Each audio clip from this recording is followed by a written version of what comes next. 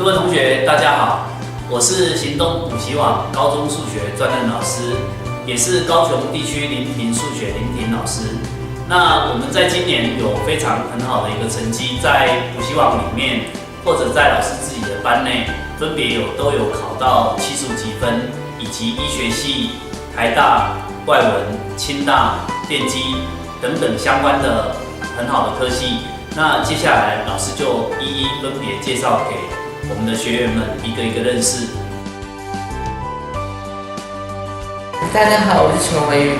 那今年我学测拿到75几分，那我数学拿到98分。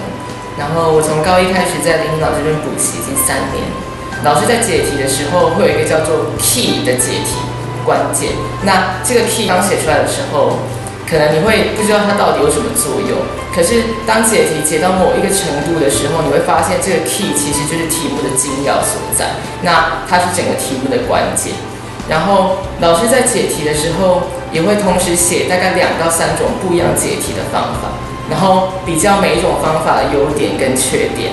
以段考来讲，段考讲究是解题的速度快慢与否，然后大考讲究是你的观念是不是清楚。而且老师上课很强调数学观念的重要，在解所有题目之前，他都会先讲一段观念的部分。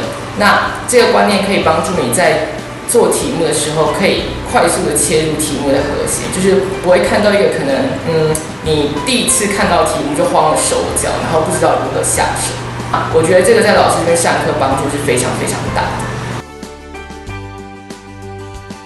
我是蔡乔伊，道明中学3年级。我今年学测考了72级，数学15几分，繁星上了高一牙医系。升上高中前，我来参加了老师的高一衔接课程。在那个时候，我就认为老师上课非常的有趣，我从中也学到了很多。而高中3年里面，老师的课程总是讲得非常的精辟，并且赋予非常多的补充教材。而在最后紧锣密鼓的学测前100天，老师们常常给我非常充足的数学题目练习，以及非常深厚的基础扎实练习，以至于我在学测时可以考上98分的高分，成功如愿以偿上我心中的牙医学系。那希望各位学弟学妹们能够来上林婷老师的课程，一起接受老师的教诲。我的成功，老师功不可没。我是李宇恩，目前就读高雄中学，录取的学校是高一医学系跟北医牙医系。然后我在林婷老师那边学习，大概待了8、9年左右。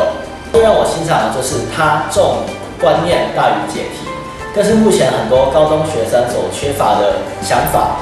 因为很多学生往往看到题目就只会用一种方法，而当林婷老师解题的时候，他会用很多不一样的方法，让你从各个层面了解这个题目。这样遇到变形的题目或是比较困难的题目，就可以比较轻松的解决。再来就是这边课辅时间，老师都会用很多让学生适应的方法来协助解题，在面对各个题目的时候，更能够轻松的解决。数学这个科目在以后都非常重要。